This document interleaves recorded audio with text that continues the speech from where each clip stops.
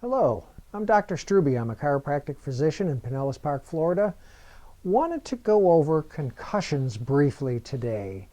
The word concussion is based on the Latin to shake violently, and that pretty much sums it up. Traditionally, people have thought you have to be hit in the head to have a concussion. Most often, it is not from a direct blow to the head, but from the head being violently shaken. There are a number of different mechanisms which can cause a concussion. Basically, any traumatic event potentially could cause a concussion. Most commonly, it's things like sports injuries, falls, and most common, automobile accidents. The brain is kind of like a big chunk of jello that sits up inside the skull. And if you are in a car that is impacted from the rear, at that moment of impact, your head is thrown violently backwards and the brain smashes against the back of the skull. An instant later, you're thrown violently forwards, the brain smashes up against the front of the skull. This is referred to as a coup contra coup injury, and essentially it's a double insult to the brain. When a concussion takes place, it is generally not one specific area of the brain, but many, many small foci throughout the brain. And the brain can heal. It will attempt to heal itself. It's a slow process, but it does happen.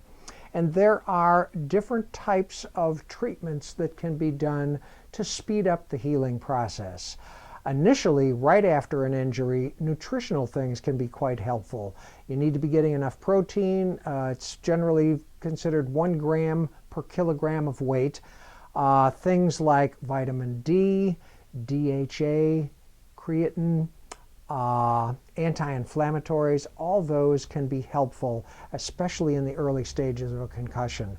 And with concussion, the symptoms vary considerably, and it depends on the severity in the individual. But generally, you are going to notice things like being off your game. Things just aren't right. You have difficulty concentrating and focusing and remembering things.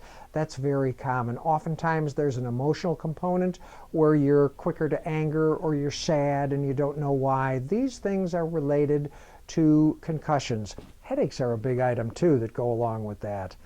Unfortunately, women are about twice as likely than men to sustain a concussion given the right set of circumstances. And it's primarily due to musculature in the neck and the differences between men and women in that respect. Also, women are about twice as likely to have long-term effects relating to concussions.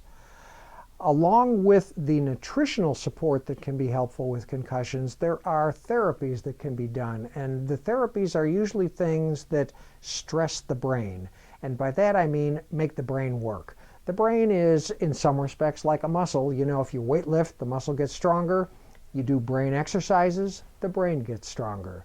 So there are things that can be done. And if you have been involved in an accident and you feel you may have a concussion, you should get yourself evaluated, if needs be, treated, and you'll be glad you did.